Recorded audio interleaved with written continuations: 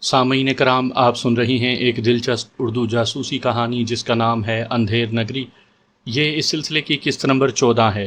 مجھے امید ہے آپ کو میری یہ کاوش پسند آ رہی ہوگی۔ آپ نے اگر ابھی تک میرا چینل مائی وائس سبسکرائب نہیں کیا تو ابھی میرے چینل کو سبسکرائب کر کے بیل نوٹیفیکیشن آن کر لیجئے تاکہ آنے والی ہر نئی کہانی کی اطلاع بر وقت آپ تک پہنچ سکے۔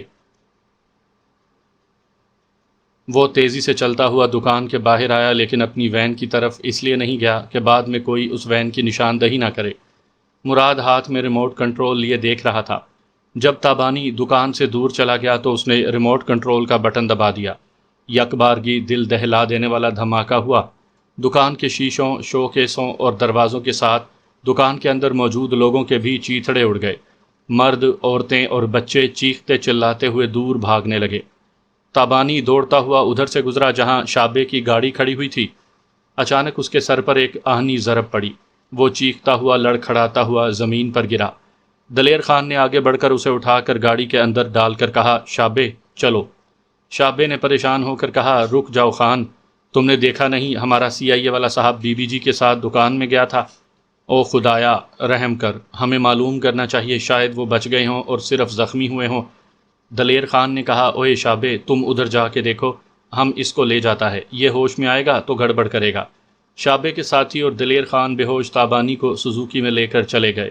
شابے تباہ ہونے والی دکان کو دیکھ رہا تھا۔ اب وہاں آگ کے شعلے بھڑک رہے تھے۔ وہ ایک گلی کی طرف دوڑتا ہوا دوسری طرف سے گھومتا ہوا اس دکان کے پچھلے حصے کی طرف آیا۔ دکان کا وہ پچھلا حصہ محفوظ تھا۔ کچھ لوگ ادھر سے جان بچا کر نکل آئے تھے۔ ان بچنے والے خوش نصیبوں میں فری اور جمشید بھی تھے۔ فری اس زبردست دھماکے کی تاب نہ لا کر بے ہوش ہو گئی تھی۔ جمشید اسے شانے پر لاد کر وہاں سے دور دوڑتا چلا آیا تھا۔ پھر ایک کوٹھی کے سامنے پہنچ کر فری کو گھاس پر لٹا کر اسے ہوش میں لانے کی کوشش کرنے لگا اور دور تک دیکھنے لگا کہ کسی گاڑی میں لفٹ مل جائے تو فری کو ہسپتال پہنچا سکے۔ اسی وقت شابے نے اسے دیکھا، پھر دوڑتا ہوا اس کے پاس آیا۔ اس نے کار کی چابی دیتے ہوئے کہا، شابے فوراً ہماری کار لے آؤ۔ صاحب جی، کار تو دکان کے بالکل سامنے تھی، وہ بھی تباہ ہو گئی ہے۔ دیر نہ کرو، جاؤ اپنی گاڑی لے آؤ۔ دلیر خان آپ کے مطلوبہ بندے کو ہماری گاڑی میں لے گیا ہے، آپ فکر نہ کریں، میں ابھی ٹیکسی لے کر آتا ہوں۔ وہ پلٹ کر جانا چاہتا تھا۔ دور سے ایک کار آ رہی تھی۔ شابے فوراً اپنے لباس سے ریوالور نکال کر اسے دونوں ہاتھوں سے تھام کر بیچ سڑک پر کھڑا ہو گیا۔ کار کی ونڈ سکرین کی طرف نشانہ لیتے ہوئے للکارتا ہوا بولا، گاڑی روکو ورنہ فائرنگ شروع کر دوں گا۔ کار رک گئی۔ وہ دوڑتا ہوا کار والے کے پاس آ کر بولا، ہم تمہیں کوئی نقصان نہیں پہنچائیں گے، بس ان بی بی جی کو کسی قریب کلینک میں پہنچا دو۔ جمشید فری کو اٹھا کر پچھلی سیٹ پر لے آیا۔ شابے کار والے کے ساتھ اگلی سیٹ پر بیٹھ گیا۔ کار چل پڑی۔ اس دکان میں دھماکہ ہونے کے بعد مراد اپنی وین سے باہر آ گیا تھا۔ اس نے تابانی کو دوسری طرف دوڑ کر جاتے دیکھا تھا۔ یہ اطمینان تھا کہ وہ خوفزدہ ہو کر دوڑنے والوں کے درمیان ایک لمبا چکر لگا کر اس کے پاس آئے گا۔ اس سے پہلے کئی جوان زخمی عورتوں اور بچوں کو اٹھا کر موبائل شفا خانے کے پاس لے آئے تھے۔ مراد انہیں دوائیں دے رہا تھا، دوسرے جوانوں کے تعاون سے ان کے زخموں کی مرہم پٹی کر رہا تھا۔ کئی ایسی زخمی لائے جا رہے تھے جنہیں ہسپتال پہنچانا ضروری تھا، لیکن مراد اور دوسرے جوانوں نے کہا کہ وہ زخمیوں کو فوری طبی امداد پہنچا رہے ہیں۔ اگر وہ ایمبولینس ہسپتال تک جاتی آتی رہے گی تو دوسرے زخمی امداد سے محروم رہیں گے۔ مرد، عورتیں اور بوڑھے مراد کو دعائیں دے رہے تھے کہ ایسے نازک موقع پر وہ اپنے موبائل شفا خانہ وہاں لے آیا تھا۔ وہ بیچارے نہیں جانتے تھے کہ دھماکے اور تخریب کاری کے ذمہ دار وہی دعائیں کمانے والا ہے۔ وہ طبی امداد پہنچاتے ہوئے تابانی کی واپسی کا انتظار کر رہا تھا، لیکن وہ نہیں آیا۔ تمام زخمیوں کو امداد دی جا چکی تھی۔ آخر میں وہ بری طرح زخمی ہونے والے کو قریبی ہسپتالوں تک پہنچانے لگا۔ بار بار اس تباہ شدہ دکان کی طرف آتا رہا، لیکن اسے تابانی نظر نہیں آیا۔ وہ اکرام شاہ کی کوٹھی میں آیا، تابانی وہاں بھی نہیں پہنچا تھا۔ اس نے بتایا کہ گلبرگ لبرٹی مارکیٹ کی ایک بہت بڑی جیولری کی دکان کو دہشت گردوں نے بم دھماکے سے تباہ کر دیا ہے۔ بیگم یہ سنتے ہی اپنے سینے پر دونوں ہاتھ مار کر بولی، ہائے میری بچی، میری فری وہاں ہیرے کا سیٹ لینے گئی تھی۔ اکرام شاہ نے کہا، کوئی ضروری نہیں ہے کہ وہ دھماکے کے وقت اس دکان میں ہو، پھر بھی ہمیں وہاں جا کر معلوم کرنا چاہیے۔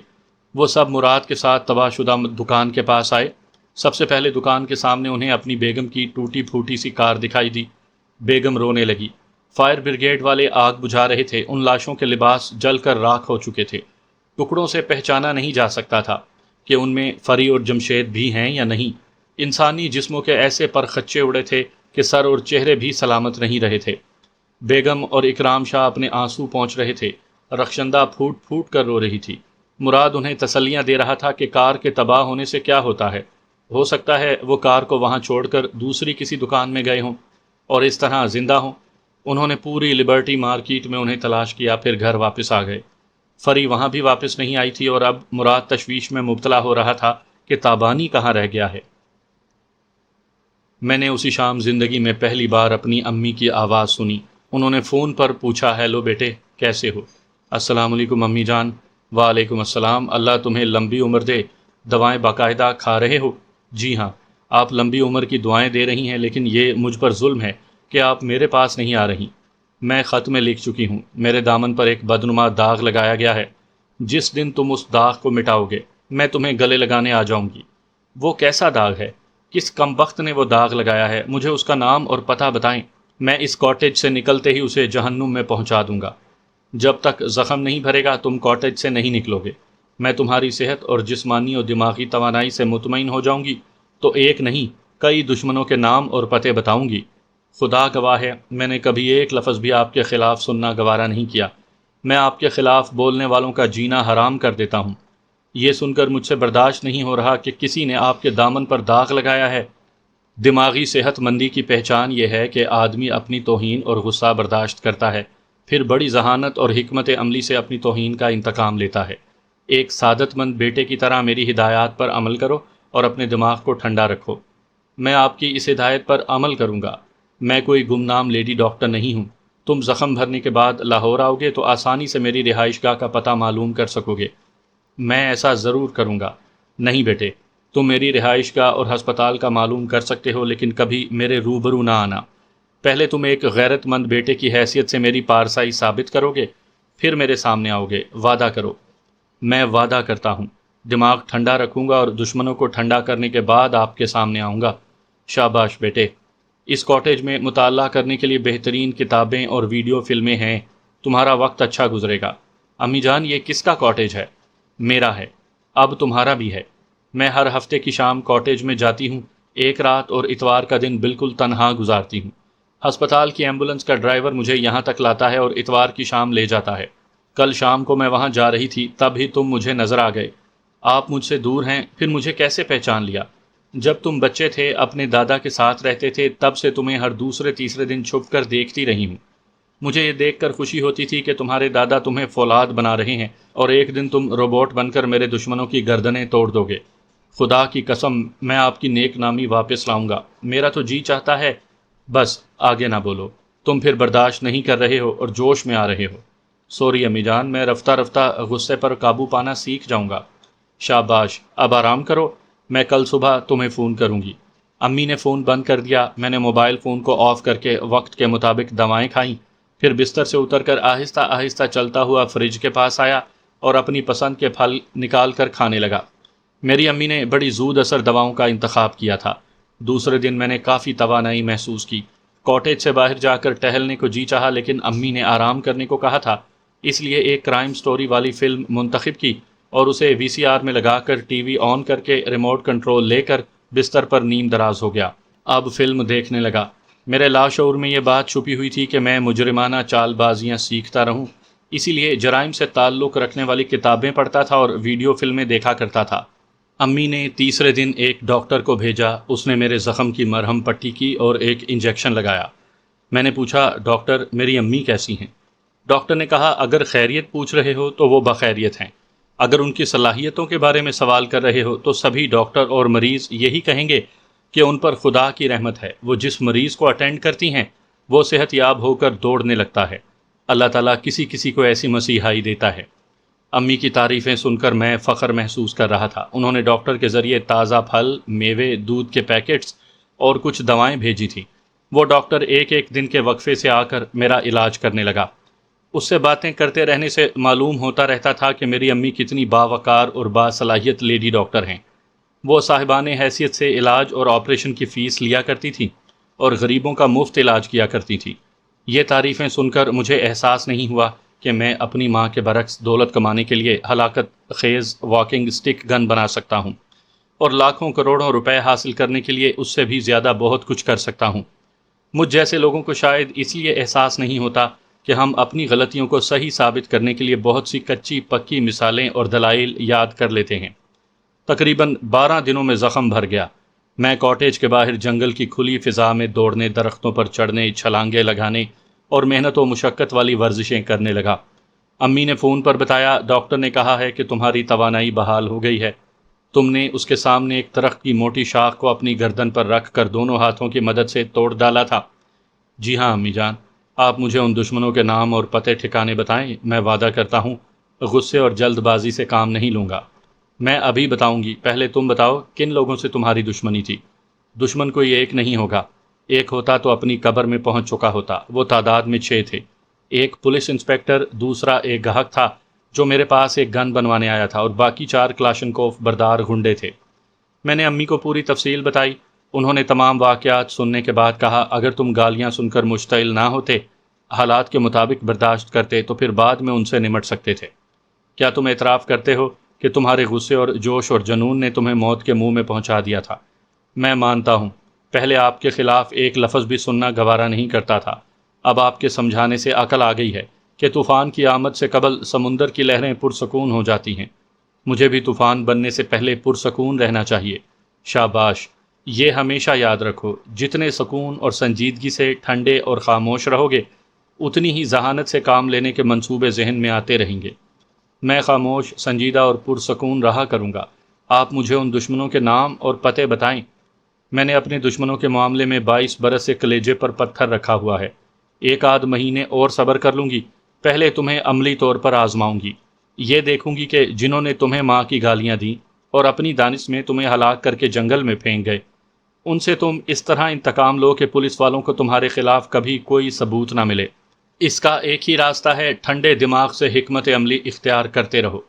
آپ مجھے آزمانا چاہتی ہیں؟ میں آزمائش پر پورا اترنے کے لیے کاٹیج کو لاک کر کے جا رہا ہوں۔ ابھی رات کو نہ جاؤ، کل صبح ہسپتال کا ڈرائیور میری کار لائے گا۔ اس کے ڈیش بورڈ میں تمہارے نام کا کار لائسنس اور ایک ریوالور ہے۔ اس ریوالور کا لائسنس بھی تمہارے نام پر ہے۔ تعجب ہے امی جان، آپ نے تنہا یہ سارا کام کیسے کروا لیا؟ بیٹے، تمہاری ماں کوئی گمنام لیڈی ڈاکٹر نہیں ہے۔ یہاں سے اسلام آباد تک بڑے بڑے سرکاری عہدیداروں کو اور ان کے فیملی ممبرز کو پیچیدہ امراض سے نجات دلاتی آئی ہوں۔ سب میرے احسان مند رہتے ہیں اور میری قدر کرتے ہیں۔ مجھے فخر ہے کہ میں ایک عظیم ماں کا بیٹا ہوں۔ ایک دن آئے گا جب میں بھی تمہاری عظمت پر فخر کروں گی۔ رابطہ ختم ہو گیا۔ میں سوچنے لگا کہ اپنے دشمنوں سے کس طرح باری باری رابطہ کیا جائے۔ میں ان 4 کلاشنکوف بردار غنڈوں کے نام اور پتے نہیں جانتا تھا۔ جو شخص مجھ سے واکنگ اسٹک گن بنوانے آیا تھا، اس نے اپنا نام برکت علی بتایا تھا۔ ہو سکتا ہے یہ فرضی نام ہو۔ خطرناک کام کروانے والے اپنی اصلیت چھپایا کرتے ہیں۔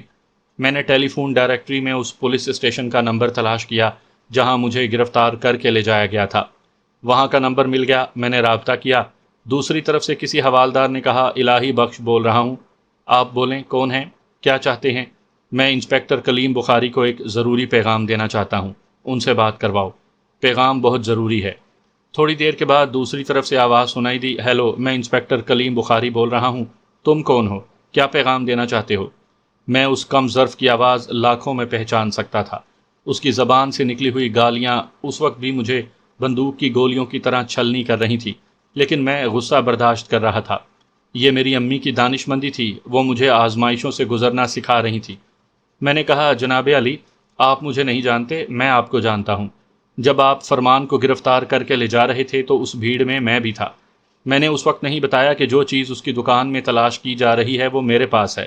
اس نے جلدی سے پوچھا، کیا وہ گن تمہارے پاس ہے؟ تم نے یہ بات ہم سے کیوں چھپائی؟ جناب علی، فرمان نے اس گن کو امانت کے طور پر رکھنے کو دیا تھا۔ اب اتنے دن گزر گئے ہیں، وہ لوٹ کر نہیں آیا ہے۔ میں سوچتا ہوں شاید کسی نے اسے قتل کر دیا ہے۔ اگر ایسا ہے تو اس گن کی وجہ سے مجھ پر بھی مصیبت نہ آ جائے۔ تم ٹھیک سوچتے ہو، تم پر بھی مصیبت آ سکتی ہے۔ اس گن کو تھانے لے آؤ۔ جناب علی، اگر فرمان مر چکا ہے تو میں اس کی آخری خواہش پوری کروں گا۔ اس نے کہا تھا کہ وہ 1 ہفتے تک واپس نہ آئے تو میں اس گن کو اسی گاہک کے حوالے کر دوں جس نے اپنا نام برکت علی بتایا تھا۔ اس کا نام برکت علی نہیں، انعام ربانی ہے۔ میں اسے تھانے بلا رہا ہوں، تم بھی گن لے کر یہاں آ جاؤ۔ نہیں سر جی، پہلے میں اس سے تنہائی میں ملوں گا۔ فرمان نے کہا تھا کہ جس کی امانت ہے اس کو دی جائے۔ میں نہیں جانتا تھا کہ اس کا نام انعام ربانی ہے، مگر میں اسے چہرے سے پہچانتا ہوں۔ فرمان نے کہا تھا کہ انعام ربانی رازداری سے گن حاصل کرے گا اور اس گن کو پولیس والوں کے ہاتھ نہیں لگنے دے گا، اور یہ بات تم پولیس والوں کو بتا رہے ہو اور ہم سے گن چھپانا بھی چاہتے ہو۔ میں مجبور ہوں، انعام ربانی کا پتہ ٹھکانہ نہیں جانتا، اس کا فون نمبر بھی نہیں جانتا ہوں، صرف آپ ہی کے ذریعے اس سے رابطہ کر سکتا ہوں۔ تو پھر ٹھیک ہے، میں ابھی ربانی سے بات کرتا ہوں، وہ تم سے رابطہ کرے گا، اپنا فون نمبر بتاؤ۔ میں غریب آدمی ہوں، میرے گھر میں فون نہیں ہے، میں ابھی بھی پی سی او سے بول رہا ہوں۔ سمجھ گیا، تم بہت چالاک اور محتاط ہو، کوئی بات نہیں، آدھے گھنٹے بعد فون کرو، میں پہلے ربانی سے بات کروں گا، پھر اس کا فون نمبر بتاؤں گا۔ میں نے فون بند کر دیا۔ آدھے گھنٹے بعد پھر انسپیکٹر سے رابطہ کیا۔ اس نے کہا میں نے ربانی سے بات کی تھی، اس نے کہا ہے کہ میں تمہیں اس کا فون نمبر بتا دوں، تم نمبر نوٹ کرو۔ میں نے اس کے بتائے ہوئے نمبروں کو نوٹ کیا، پھر رابطہ کیا۔ دوسری طرف سے آواز آئی، ہیلو، کون ہے؟ میں انعام ربانی بول رہا ہوں، کیا تم وہی ہو جس نے ابھی انسپیکٹر کلیم بخاری سے بات کی تھی؟ ہاں میں تو وہی ہوں، لیکن تم انعام ربانی نہیں ہو، مجھے دھوکہ کیوں دے رہے ہو؟ یہ کیا بکواس ہے؟ جب میں کہہ رہا ہوں کہ میں ربانی ہوں تو تمہیں یقین کیوں نہیں آ رہا؟ اس لیے کہ میں ربانی کو اس کے چہرے اور آواز سے اچھی طرح پہچانتا ہوں۔ دوسری طرف سے فون بند کر دیا گیا۔ انسپیکٹر کلیم بخاری کی چال سمجھ میں آ گئی۔ وہ انعام ربانی کی لا علمی میں اس غیر معمولی واکنگ سٹک گن کو حاصل کرنا چاہتا تھا۔ میں نے 15 منٹ کے بعد فون پر کہا، جناب انسپیکٹر صاحب، اس گن کے سلسلے میں ربانی سے آپ کا لین دین ہو سکتا ہے۔ رشوت کی جو رقم طے ہوئی ہے وہ آپ ربانی سے لیں، لیکن کسی جعلی ربانی کے ذریعے مجھے دھوکہ نہ دیں۔ تم ضرورت سے کچھ زیادہ ہی چالاک ہو۔ میں ربانی سے اپنا حصہ وصول کر لوں گا، اس کا نمبر نوٹ کرو۔ اس بار انسپیکٹر نے صحیح نمبر بتایا تھا۔ رابطہ ہونے پر دوسری طرف سے ربانی کی آواز سنائی دی۔ میں نے اسے بتایا کہ فرمان 10-12 دن سے لاپتہ ہے، اس کی امانت میرے پاس ہے، مگر وہ ایک ایسی گن ہے جسے میں نے انسپیکٹر کلیم بخاری کو بھی دینے سے انکار کر دیا ہے۔ ربانی کو یہ بھی بتایا کہ انسپیکٹر کس طرح فراڈ کر کے وہ گن مجھ سے حاصل کرنا چاہتا تھا۔ ربانی نے کہا، تم واقعی امین ہو، میری امانت مجھے دینا چاہتے ہو؟ یہ بتاؤ میری امانت کب دو گے اور کہاں دو گے؟ جناب بڑی رازداری کی چیز ہے، آپ کوئی محفوظ جگہ بتائیں، میں اسے وہاں لے آؤں گا۔ یہ تو تم میرے تحفظ کی بات کر رہے ہو، ابھی میں سوچ رہا تھا کہ تم اجنبی ہو، میں کس طرح تم پر بھروسہ کروں؟ اب تو بھروسہ ہی بھروسہ ہے، تم میری کوٹھی میں آ جاؤ۔ اس نے شادمان ٹاؤن کا پتہ بتا دیا۔ میں نے کہا، جناب ایک عرض ہے، میں امانت واپس کرنے کا صلہ نہیں چاہتا، مگر میں بہت غریب آدمی ہوں، اپنی بیمار بیوی کے لیے 500 روپے کی ضرورت ہے، اگر آپ 500 روپے۔ اس نے میری بات پوری ہونے سے پہلے ایک زوردار کہا لگایا، پھر کہا، 500؟ تم میرا اتنا بڑا کام کر رہے ہو اور 500 مانگ رہے ہو؟ یہ 500 کیا ہوتے ہیں؟ میں تمہیں 5000 روپے دوں گا، بولو کب آ رہے ہو؟ میں بے چینی سے انتظار کر رہا ہوں، رات کا وقت ہے، اتنا بڑا تھیلا اٹھا کر لاؤں گا تو راستے میں پولیس والے چیک کریں گے۔ میں کل دن کے 11 بجے اپنی بیوی کو ہسپتال میں داخل کر کے 1 بجے تک آپ کے پاس آؤں گا۔ تمام باتیں طے ہو گئیں، فون بند ہو گیا۔ میں نے مطمئن ہو کر سوچا، امی جان درست کہتی ہیں۔ میں نے دماغ کو ٹھنڈا رکھا اور نہایت سکون اور اعتماد سے باتیں کرتا رہا اور ایسی باتیں بناتا رہا کہ اب وہ مجھ پر اندھا اعتماد کرے گا، کسی طور بھی مجھ سے دشمنی کی توقع نہیں کرے گا۔ میں نے کاٹیج میں آنے کے بعد شیو نہیں کیا تھا، 12 دنوں میں داڑھی اور مونچھیں بہت بڑھ گئی تھی۔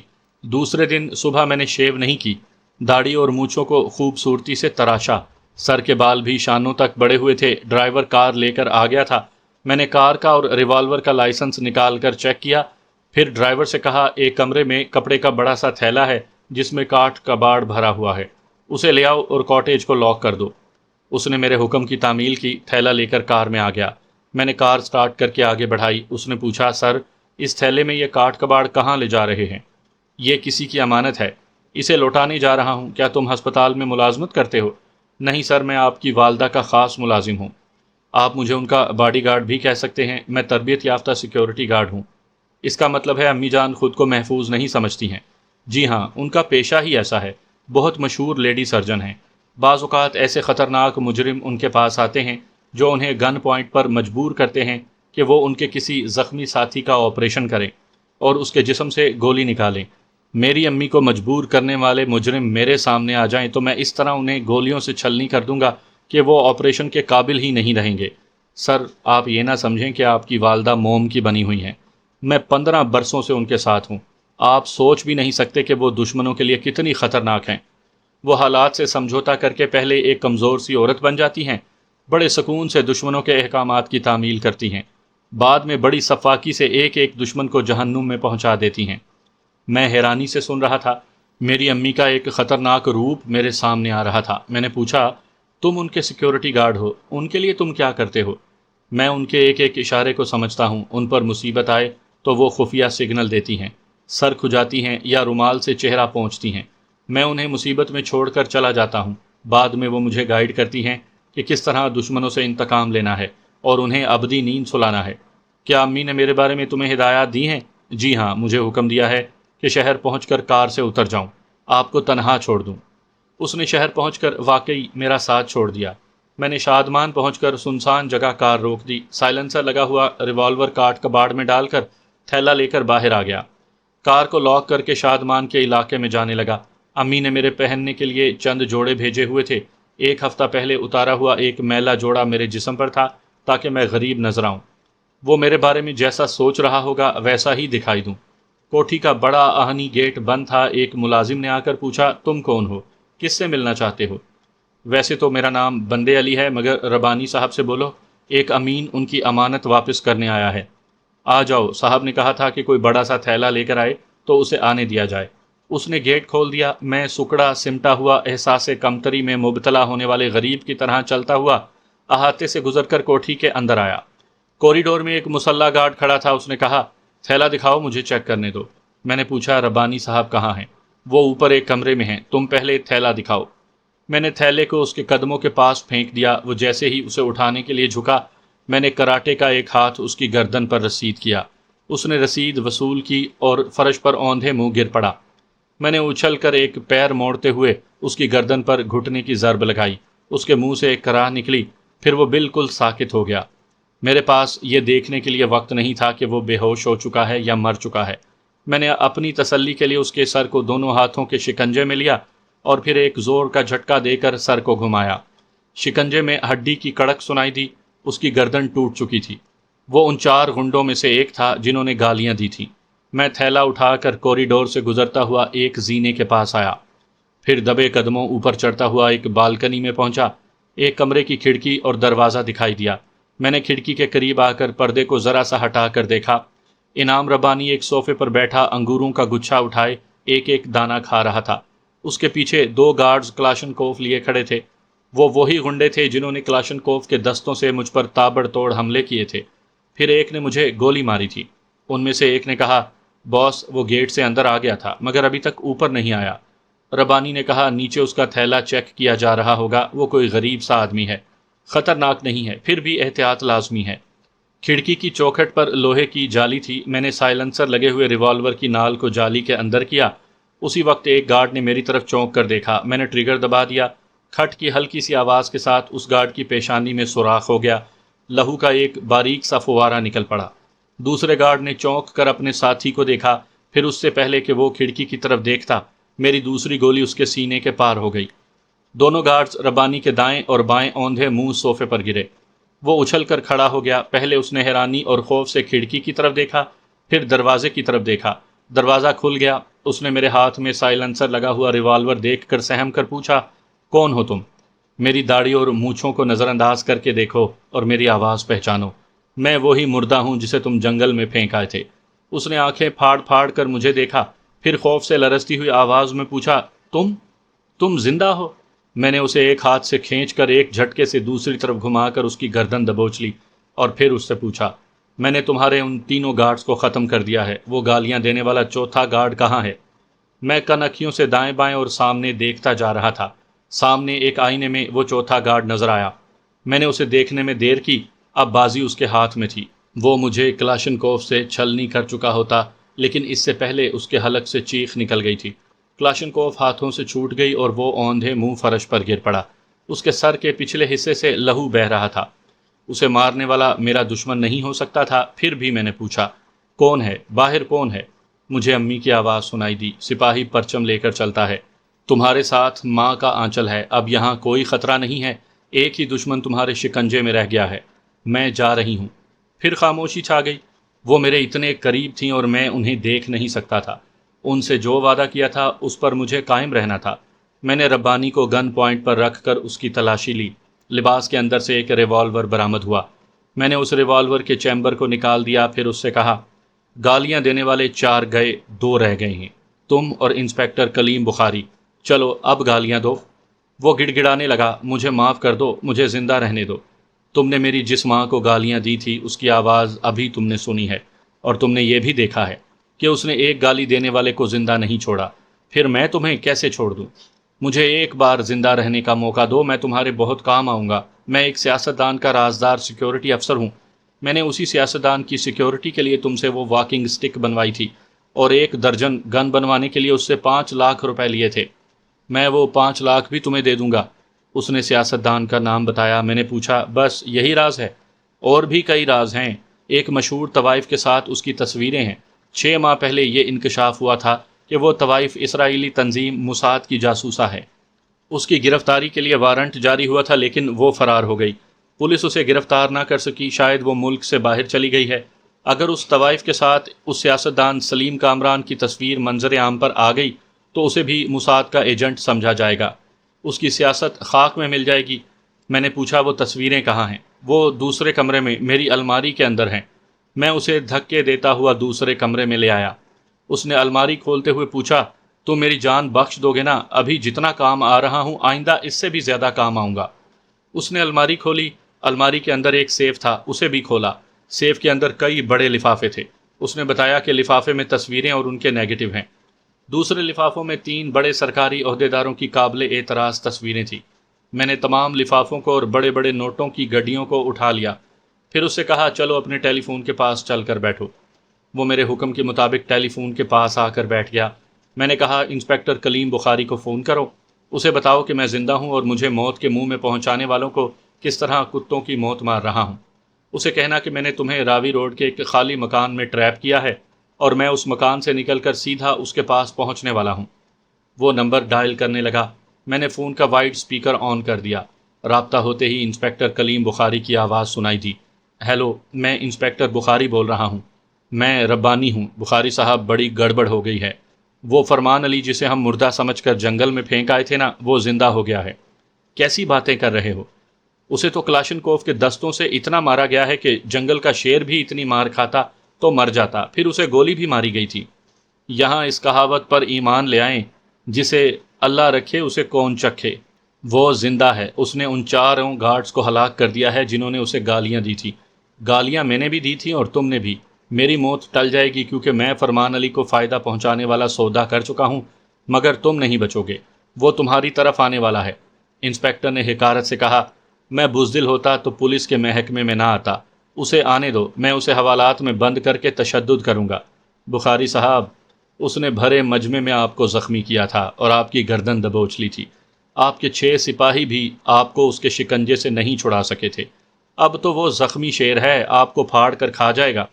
دیکھو ربانی، ایک مردہ زندہ نہیں ہو سکتا۔ تم یہ باتیں چھوڑ دو، اور اس واکنگ سٹک گن کے سلسلے میں تم نے سلیم کامران سے جو بڑی رقم لی ہے اس میں سے میرا حصہ دے دو۔ سپیکر آن تھا، اس لیے میں نے کہا، میں ایک عام سا پرامن شہری تھا۔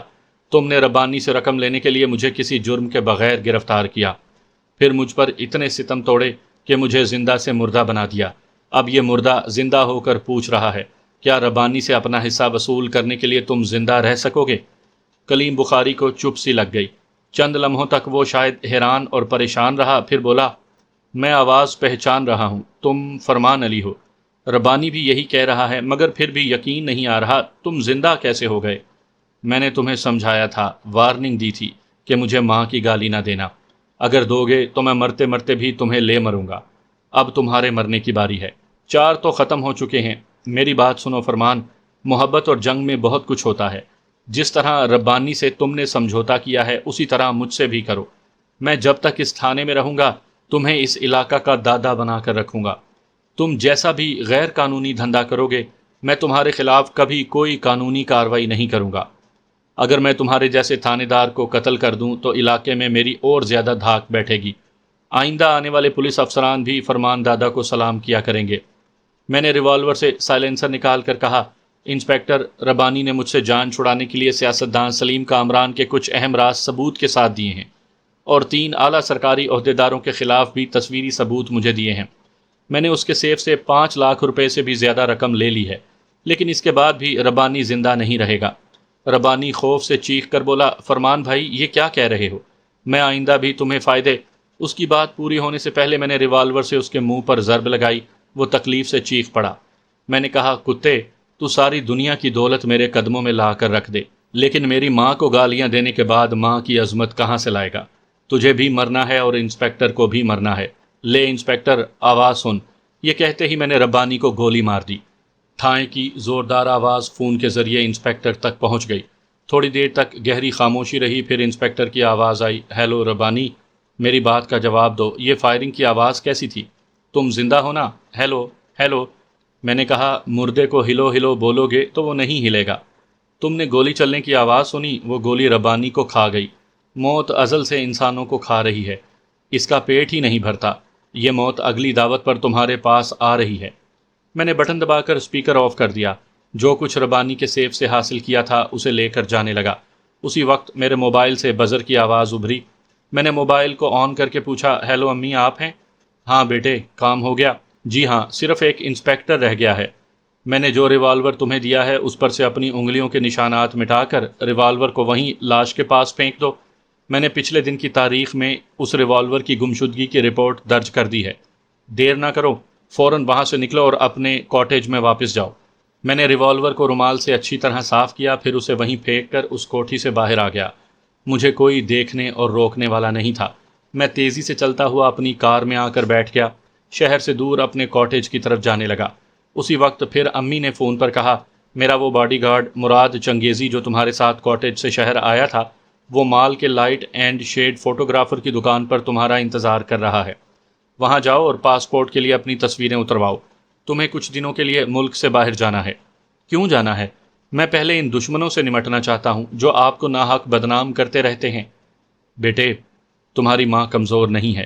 میں اس دشمن کو الٹا لٹکا چکی ہوتی۔ وہ 2 بار میرے نشانے پر آیا مگر بچ کر نکل گیا، روپوش ہو گیا۔ اب پتہ چلا ہے کہ وہ لندن میں ہے۔ اب تو تم ملک سے باہر جاؤ گے نا؟ آپ بہت اچھی ہیں امی، میں ضرور جاؤں گا۔ میں نے اپنی کار مال روڈ کی طرف موڑتے ہوئے کہا، آپ کے پاس اس دشمن کی تصویر ضرور ہوگی۔ تصویریں بھی ہیں اور میں نے اس کے بارے میں اپنی ڈائری میں بہت کچھ لکھا بھی ہے۔ یہ سب کچھ اس سیف میں ہے جو کاٹیج کے دوسرے کمرے میں ہے۔ میں نے وہ سیف دیکھا ہے لیکن وہ مخصوص نمبروں سے کھلتا ہے۔ تم 9034 سے کھول سکو گے۔